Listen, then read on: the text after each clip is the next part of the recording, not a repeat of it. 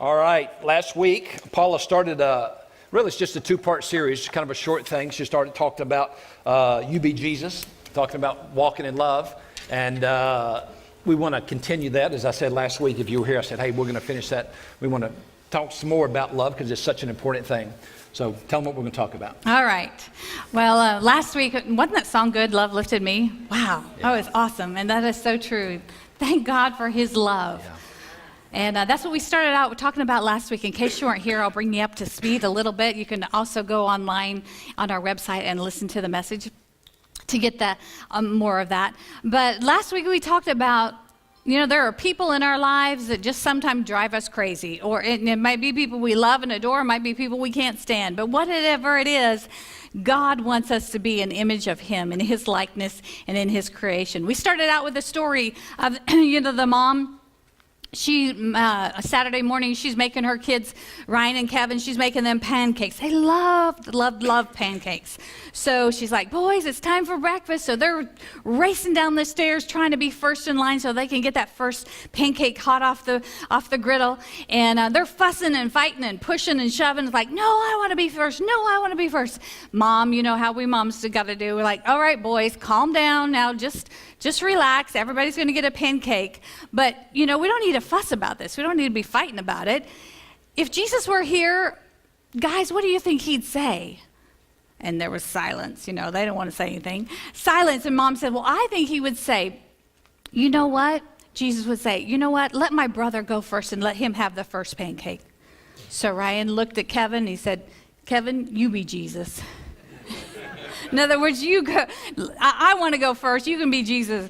And so many times I have felt, and we talked about that last week, that there are times like, I'm tired of being Jesus. I'm tired of being the bigger person. That always, okay, well, you're going to get the last word in. I'll keep my mouth shut. But God has poured his love within us, and we have his ability. We have his nature on the inside of us so that we can respond to others in love. Is it easy? Absolutely not.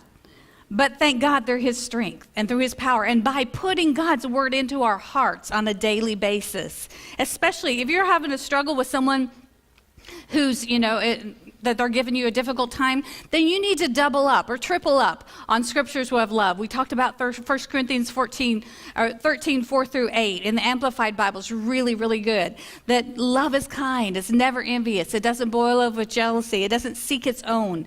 All those scriptures, get those scriptures on the inside of you. Today, we're going to look at some other, the 5 love languages. If you're not familiar with it, I want you to jot it down. You can go to your Bible app, the YouVersion, all the notes and the scriptures are there, or just pen and paper's good too.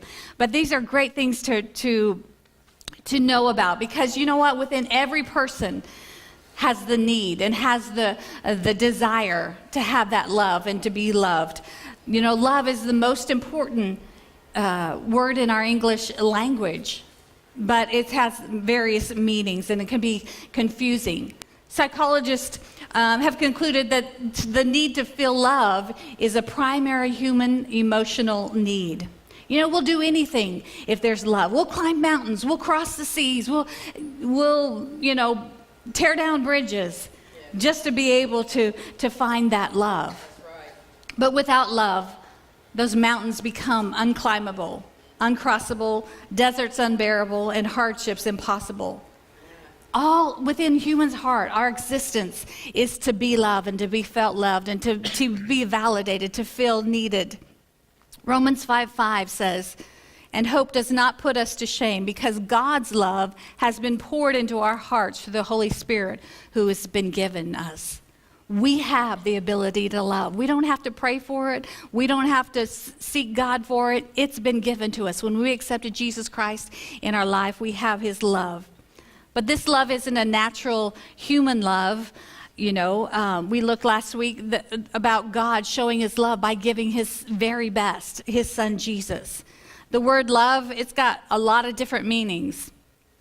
I love nachos. I love waffles. Love waffles? You love golf. I love shopping. And then we say, I love, well, not you, but no, then we say, I love you. I'm talking about loving golfing. That's a oh, that's a love changes hate. from day to day. So does some people's love too. Exactly. moment to moment sometimes. My chair's wobbling, I'm sorry. You're in the hole. There you go. There we go. No, one more. There you go. Perfect. Thanks. So we looked last week at, and we'll just review them again, the different words of love. There are 4 times love. We're just going to look at 4 kinds of love. The first one is phileo. Phileo is a love found among friends. It's a brotherly love. It is affectionate love that is conditional. In other words, you scratch my back, I scratch your back. you scratch mine. You be mean to me, I'll be mean to you. You know, it's conditional. It's the same. You be kind to me, well, then I'll treat you the same. But agape is unconditional love, which means you love someone without expecting anything in return. It's the love of God that he showed us by giving us his son. It's not based on performance. It's not based on whether there is a recipient return. It's a love that gives, even when rejected. You know, child psychologists affirm that every child has a certain basic emotional need that needs to be met in order to be emotionally stable. There's that need for love, that need for affection, that need to sense that he or she belongs, that they're wanted. Inside every child, inside every person is, and we're not just talking about marriage today, we're not talking about, goes all your relationships, whether it's family, friends, people you work with. Inside every person is that emotional tank just waiting to be filled with love. You know, when a child feels love, he's going to develop normally, but when that love tank is empty, oftentimes that child will misbehave. Yes. It could be, you know, something deep within couples. There exists an emotional love tank, and its gauge is on empty. Maybe there's misbehavior. Maybe there's withdrawal, harsh words, critical spirit could be the cause of an empty love tank. We all need that tank to be filled with love. You know, with a full love tank, couples or people, they're able to create an emotional climate where they're able to discuss differences and resolve conflict. Keeping that emotional love tank is as important to our relationship, our marriage, our relationships with our children, as important it is to keep your oil level full in your automobile. Is that not important? Yeah, Paula's brother dated a girl, and he had just gotten an MG that he was going to restore, and he was in the process of rebuilding it, and he got it where he could drive it again, and he was out on the road doing some work with a Christian singer, Carmen. Some of you know who Carmen is. Her brother traveled with him, ran sound for him, and she drove his car, and it was out of oil, and she drove it right into the ground. So you're right. I mean, everybody has a love tank, and you know, I don't. I'm tough. You know, women have love tanks, but not men. No, we all have love tanks, and it's important that they're full. So what we're talking about today, some of you have read a book by a guy named Gary Chapman, and it's called The 5 Love Languages, and so that's where we get this. And this is a book that anytime that Paul and I or I marry someone, it's required reading. They must read this book together, and then they must identify what their fiancé, soon-to-be husband or wife, what their love language is. And some people are very unique, like Paula, for example. She has all 5 love languages. And most people just have 1 or 2, but Paula has all 5 of them. And you'll see, we'll kind of go through these today, and just kind of quickly, but I highly, strongly recommend that you get the book. You can get it, I don't think you can get it on Amazon? Apple. You might on Amazon. Yeah, you can buy it and order it that way, but I'm just talking about if you like online versions, but I don't think it's not offered through iTunes. So maybe through Kindle if that's what you have. But I would encourage you to get this, and it's important that you read it together and talk about these love languages, and then be able to identify, again, what your spouse's love language is. So let's go through these. Because everyone will have a primary love language. You know, as we go through these, you might, well, I like that too. I like that too. That's why he jokes that I'm all 5 on top. But everyone will have a primary love language, and then you might have a secondary that's, you know, speaks as well. But man, you do all of these, it's not like, well, that's not their primary love language, so I'm gonna skip 3, 4, and 5. No, love gives. Love gives without expecting anything in return. But the great thing about God's love is that when you do give, and we looked at this last, when you sow seeds, what did God say? You will reap a harvest. All right, love language number 1 is words of affirmation. These are verbal compliments or words of appreciation or powerful communicators of love. They're best expressed in simple, straightforward statements, of love, like, man, you look really good today. Thank you. Or, you did really great job on cutting the grass and getting it ready for spring and all that sort of stuff. I did it for you because I know you like acts of service. That's right, yeah. I do. I like them all. I know. Or maybe, I appreciate you taking out the trash, or I appreciate you doing the laundry and washing the dishes. That's something that Rich will do sporadically. And, I don't. Once a year. No, I'm talking about the words of affirmation. Oh, okay. Yeah, I thought you meant dishes. No, yeah, that's definitely sporadically. But and that's just something that I do. We probably have more traditional roles as far as husband and wife, whatever, mother, father. Hang on a minute. I just want to get something straight. I want to take a poll. How many of you guys are soakers? Soakers? Soakers. In other words, when you do dishes, you need to put water in them, set them in the sink, and let them soak for a while, right? You mean even though the dishwasher's right there? Yeah. So that the crusty casserole that she made, it was good, but it needs to soak to be able to come off. And soakers, guys, any soakers in here? See? Amen. It's called lazy, right, guys? Girls?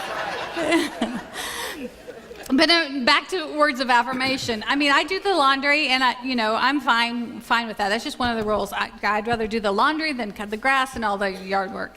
But once in a while, he'll say, you know what? I really appreciate you, washing the clothes, and we always have clean clothes and folded and ironed and all that sort of stuff. I really appreciate that. And I don't expect that, but for him to randomly say that is like, wow, thank you. Just those little appreciations that you can give someone.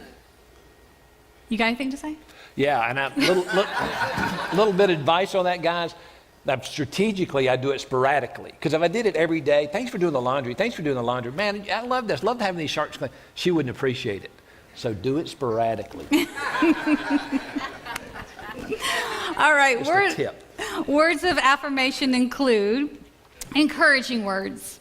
Encouragement requires empathy. In other words, seeing the world from your spouse's perspective. You may not see it that way, but hey, get on the other side, get on your spouse's side, or your family's side, and look at it then.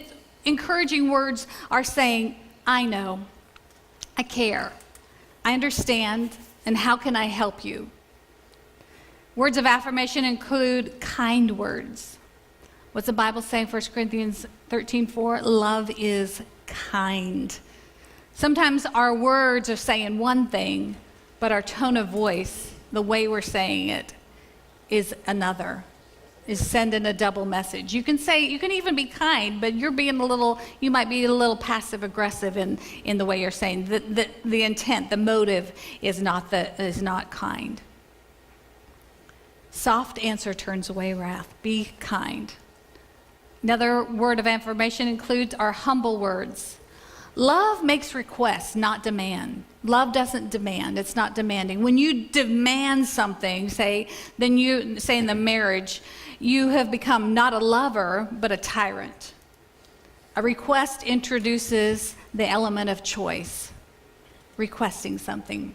A good exercise for couples or for parents, or maybe even in the work situation, make a list of the positive traits or the little things that you appreciated. Make them a list, and then just, sporadically, several times a week, use one or two of them and express your verbal appreciation to your spouse. Because if your spouse has it's their number one, man, you are filling their love tank.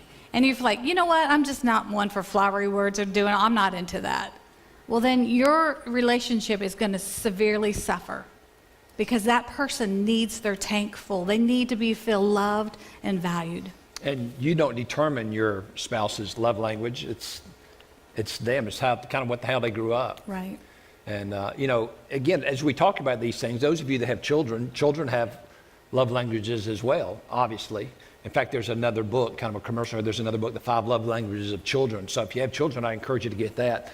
Let me give you an example. Like Riley, her love language, her 5 primary love languages, she's very similar to her mom, very similar to having all of them. But her primary love language, I don't know if she knows this or not, but it's words of affirmation. And a lot of times you can tell here's a hint that it's their love language when you affirm them, give them something like, Riley, you look nice today. What? I do? Now, Really? do what? Really? What do you like? In other words, tell me more. I want to hear that again. What? I'm sorry, what? That's a clue that they need affirmation. And the love language of one person is not always the love language of the other. Just because I need words of affirmation does not necessarily mean that he does or that, one of our boys do. All right, love language number 2. Quality time. Giving someone your undivided attention. Undivided meaning being the key word. This doesn't mean sitting on the couch together watching a game or a drama. Going to the movies. Going to the movies, yeah. They're like, oh, let's have some quality time. Let's go to the movie when you stare at the screen and eat popcorn the whole time, But looking at each other, listening, responding, being present in that conversation.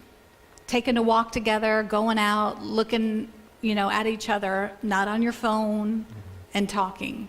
Isn't it funny when you go to a restaurant, you see a couple and both of them are on their phone, and then you go to another table, you see they're holding hands, and you go, not married, married. It's so true. You can tell it. Parents, sometimes your kids, they might be acting out, and all they want is your undivided attention. They just want some quality time with you. Their love tank is empty. And you may say, well, you know what, my schedule doesn't have time. I've got this, and what I have to do. Do you want to spend your future alone, or do you want to be with your spouse and your kids? It makes a difference. You find the time. You make the time.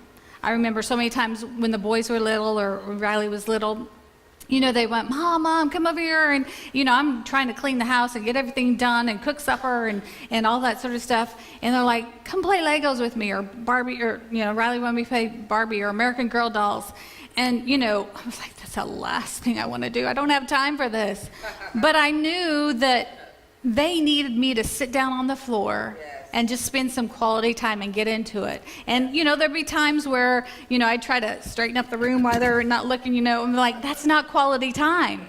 Quality time is when it's focused. It's just you and me, and you've got your undivided attention. It doesn't mean that you're giving suggestions and advice. It's being with them, being in that time. A central aspect of quality time is togetherness, not proximity. Doesn't mean you're just in the room, you're there, but it's being together. Togetherness has to do with focused attention. Not being on your phone and not being engaged there. Our phones are so, I think that sometimes, Rich will, be talking to me, and I think that, I'm engaged. I'm thinking, but like maybe get a text, or so you kind of glance at, now I got a new, watch he gave me for Christmas, or for birthday. So I'm like, but that's not focused attention. If they need quality time. Oh, no, it's not. I'm sorry, babe. They want that undivided attention. Yes, it'll be okay. I do. Quality time, it doesn't mean that we have to be gazing into each other's eyes, but we're doing something together, and it might be something that they want to do that I'm not really a fan of, but I'm giving my full attention to that person. I'm engaged. I'm focusing, spending time with that person. It's not about the activity. It's about creating that sense of togetherness. Yeah. And I've taught Paula that, like, rather than water bottle. Paula, would you give me a water bottle? She's right there by the refrigerator. And I tried to tell her, she would always get it and bring it over to me. I said, no, throw it to me. And then she goes, why? I said, because I want you to be wowed at how good I am at catching. And then so she'd throw it, and I'd say, she'd go, oh, honey, that was so good. That's like building an ego up, I don't know that that's quality time, but we'll get that another message. Quality time is that sympathetic dialogue where two individuals are sharing their experience, their thoughts, their feelings, their desires in a friendly, uninterrupted context. They're not looking for that person they're not looking to that person for their problem to be analyzed, to be solved, but they just want a sympathetic ear. I think sometimes that's where men and women are different. We want to tell, this is what happened to me at work, or, this is what happened to me and the kids, and they're ready to fix it. They're ready to solve it, do it. Here's what you need to do. When sometimes all we need is, we just want to be validated, that you hear me, that you listen. It's going to be okay. It's going to be okay. It's going to be okay. To feel that love and the support, not the advice. All right, let's look at the art of listening. This is good for not just couples, but everybody. Maintain eye contact when the person is talking. Not on your phone, not anything else, not listening something else, another conversation going on. Number 2, don't listen to them and then do something else at the same time. Number 3, listen for feelings. How are they feeling? And I love what you say, what you learned when you were at Shadow Mountain. Yeah, you can't discount somebody's feelings. We have a feelings group where teenagers could express their feelings. I feel like that you don't like me. No, I do like you. No. In a feelings group, you can't, because that's their feelings. It might be wrong. It might be, they're picking up some wrong, perception might be wrong according to you, but that you can't say, no, you don't feel that way. They do feel that way. So in that time, validate their feelings, listen to them. Number 4, observe body language. How's it, what kind of mood are they in, or, and maybe disarm that. Number 5, refuse to interrupt.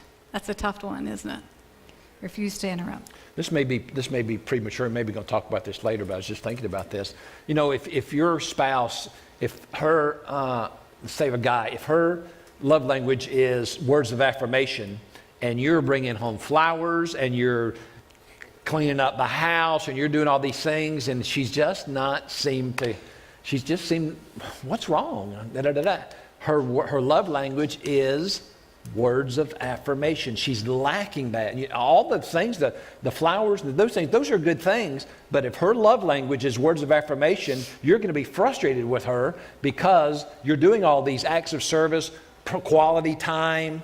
You're doing all these things, but it's not filling up her love language. That's why it's so important to identify with each other what your love language is. Right. That's good. Love language number 3, receiving gifts. Gifts are visible symbols of love. A gift is something that you can hold in your hand, and you say, hey, look, he was thinking of me, or she remembered me. It doesn't matter if it costs money, or it's just the thought that you were thinking of them. I mean, you think about it when they're little, they pick you a dandelion or some kind of weed that's got a flower on it, and they think it's a beautiful flower, and you wouldn't take it and say, what are you giving me an old stinky weed for? You take it, that's their gift. Mommy, I love you. That's their expression of love. So it doesn't have to cost money. Gifts can be purchased. They can be found, they can be made. I think sometimes when you make something or you write a card, it has more value and more meaning in it because you've put thought into that. Now, one of your 5 love languages, one of them, your key one is not receiving gifts, right? Correct. Okay, see, and that's a good thing because I hate shopping. If that was her primary love language, I would be in a world of hurt. I would have to change what I do if I was going to, fulfill. Because when do you shop for birthday presents? Birthday presents at Christmas they have great deals on Christmas Eve, and I shop best under pressure. I've got to get this done, so I'll go out on Christmas Eve or the day when she goes to bed. The next day is her birthday. When she goes to bed, I go out after she goes to bed and get something. And he did, but no. Normally, you usually shop on my birthday, that's fine. That's fine. So this birthday, I just had a birthday this past week. So we had small group on Monday night, and I get up early. I go to bed early. So I after small group, I go to bed, and these two are being sneaky because we have the Life 360 where if Riley or me or him, when we leave home, so we, kind of know where each other are. So track each other. Not like stalkerish or anything like that. For her we do, but no. she's still underage for safety. So anyway, so I went to bed, and I guess she went and turned off my notifications because it'll alert you when someone leaves home or, gets to their destination, whatever. So she turns off which unbeknownst to me. So anyway, so I wake up. So I'm early on my birthday. 4:30 I got up, just couldn't sleep, so I got up, go into the kitchen, make my cup of tea, and there was a huge bunch of roses and flowers and a card sitting there. Now to me, that was extra special because he usually goes out on my birthday and does it, which that's fine. That's just, I understand. Remember the keyword guy, sporadic? But that spoke volumes to me because he picked out a card, then did his little artwork on there, and that was just really cool that he did it. He likes to mix it up, keep me guessing. All right.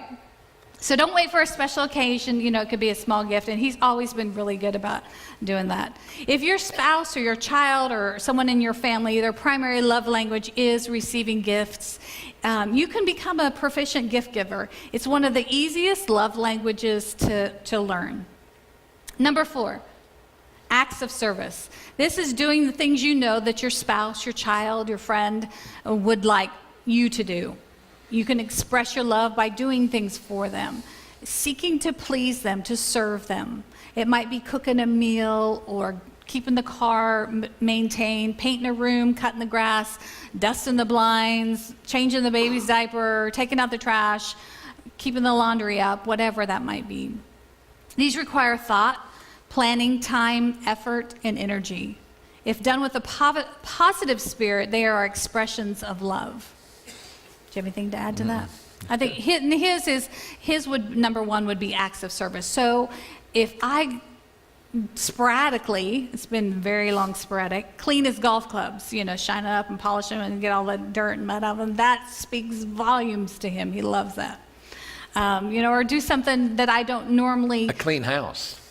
Clean house, yeah, yeah. Clean house, laundry. So that fills up his love tank. All right, and we can see Jesus' example by his expression of love and act of service when he washed the disciples' feet. If you remember back in that culture, a lot of them, they just wore sandals and they were dirt roads. So when they would come into the house, it was the servant's job to take off their sandals, to wash their feet, and to get them, and then they would enter the house. And Jesus instructed his disciples to love one another, and he just demonstrated that love and expressed his love by taking a basin of water and a towel and proceeded to wash the disciples' feet. We can find that in Luke 22:24. It says, then they began to argue, well, not the actual things, but what Jesus says about becoming a servant. They began to argue among themselves about who would be the greatest among them. Jesus told them, in this world, kings and great men lord it over their people, yet they are called friends of the people. But among you, it will be different. Those of you who are greatest among you should rank the lowest rank, and the leader should be like a servant. Who is more important, the one who sits at the table or the one who serves? The one who sits at the table, of course, but not here, for I among you as one who serves. So Jesus was an example to us that it's not about filling my needs and filling my, but be that servant. In every relationship that you are, be that servant just like Jesus was. Love is always freely given, and that's how Jesus demonstrated it.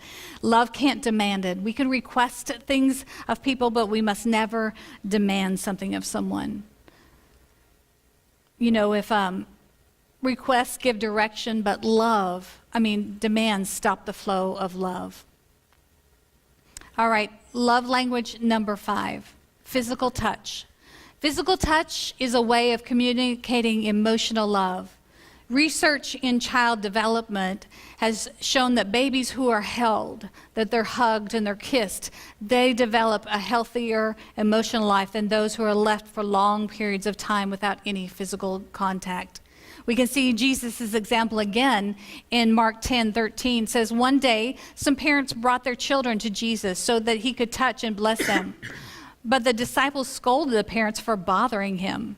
When Jesus saw what was happening, he was angry with his disciples, and he said to them, let the children come to me. Don't stop them. The kingdom of God belongs to those who are like these children. I tell you the truth, anyone who doesn't receive the kingdom of God like a child will never enter it. Then he took the children in his arms. He placed his hands on their heads and blessed them. Wise parents are touching parents. Physical touch is a powerful vehicle for communicating marital love. Holding hands, kissing, embracing, sexual intercourse are all ways of communicating emotional love to someone's spouse. You know, physical touch, if that's their primary love language, it can make or it can break that relationship. It can communicate love or hate. I mean, you didn't grow up with a father who was a lot of physical touch. Tell us. No, he didn't. You know, I've shared this before, but I don't ever remember my dad telling me that he loved me, but I knew that he did. So I didn't grow up thinking, gosh, why don't my dad telling me he loves me? Because, again, it wasn't part of that world. My mom was real, huggy and kissy and stuff. So I kind of got that from her, but he didn't. And I remember when my dad was dying, he died when I was 20 years old. And he told my mom, he was literally in the last days of his life. And he told my mom, he said, tell the kids, I've got two sisters, he said, tell the kids that I love them. And she said, his name was Troy. Troy, you tell them. He said, I can't. He said, it's too late. And so I never remember that. I remember when I went into the Air Force out of high school, when they dropped me off at the airport, I hugged my mom and shook my dad's hand. And, I kind of teared up a little bit, but didn't say anything because men don't cry. And, left. And my mom said he boo-hooed like a baby all the way home. He just couldn't express that. So when we got married and we began having children, I was determined that I was not going to be like that. So I told my kids that, since they were little, that I love them. I'll still, if they'll let me, go up and give them a kiss on the cheek. My boys too. And I love them. Write text messages to them because I'm not going to do that. That's right. So even if physical touch isn't a primary love language, it's still important in all your relationships. If you think about in times of crisis, we instinctively will hold someone's hand or hug them or embrace them. Why? Because that physical touch is a powerful communicator of love. To say, I'm here, I'm supportive, if you need anything, I'm here for you. We can't change the event of what happened, that crisis, that circumstance, but we can survive if we feel loved. I remember Matrice Williams when she lost her sister when Pam went to heaven, and we immediately went over to her father's house, and we hugged and embraced everyone, and Dr. Charles was just sitting there, and all I could do, I just sat next to him, and I just held his hand and just, stroked his hand, just because he was in such a state of shock. Everybody was. But just that touch, and Matrice told me later, she said that meant so much to my dad, and not just to her dad, but to the whole family. Physical touch can be a powerful communicator. Reach out and touch someone. You may not be a hugger, you may not be a kisser, you may not be someone who likes touchy-feely, but you know what? Everyone needs that. Yes. Especially if someone that that means something to them, reach out and, like that old song, reach out and touch someone. Because that is a powerful communicator of expressing your love. Don't let your stereotype of what your parents or how you were raised be carried down through generation. Break that curse, break that cycle. Because in any of these, there is no excuse in any of these love languages for you to say, well, I'm not that type of person. That's right. Thank God Jesus loved us all. He had no sin in his life, yet he gave freely. We are created in his likeness and in his image, and he wants us to express love in these different ways to those people around it. It doesn't have to be just in our marriage or just with our children, but in all our relationships. You may be single, and you say, well, I don't have anybody, but you have people within your area of influence that you can reach out and that they can love you in return. Yeah, just kind of going back to what I just said, and because I wasn't raised that way, hugs and stuff like that. especially from my dad. I'm kind of like that. It would probably be number 5 on my thing, but I know next to words of affirmation, Paula's close second would be physical touch. And I just know it means a lot to her just to come up, put my arm around her, rub her back, hold her hands when we're walking in a mall or walking somewhere. I know it means a lot, even though, so it's not about my love language. Well, that doesn't do anything for me. It does for me to hold her hand. Right. And because I know this is what she needs. Reminds me of that when you were seeing that girl you want to tell that story? Amber? Mm-hmm. It's funny. Yeah, there was this girl, we were just dating, and she was primary love language had to be physical touch, man. She's always rubbing and stuff, and when we'd sit in a class, and she'd sit next to me in chapel, and she'd want to hold my hand. So here, we'd sit. I'll pretend like I'm her. So she thought my hand's like here. She'd reach up there, and I'd go like this. I'd do like my hand like this. I said, I got arthritis. And she'd go, okay. It's not his nature to be and real touchy-feely. it wasn't the appropriate time. That's right. You were in chapel, right? We was in chapel. Yeah, that's right. It's all about God. That's right. So just, and that's not his primary love language, but yet he doesn't need physical touch, so sorry, no back rub tonight, It's not like that, we all need all of those at some point. But our last scripture is Philippians 2, 1-8. If anything that you've got, I want you to remember that whatever it is, you be Jesus in the situation. You become the servant. You put others first before yourself. If you've gotten anything at all out of following Christ, if his love has made any difference in your life, if being in a community of the Spirit means anything to you, if you have a heart, if you care, then do me a favor. Agree with each other. Love each other. Be deep-spirited friends. Don't push your way to the front. Don't sweet talk your way to the top.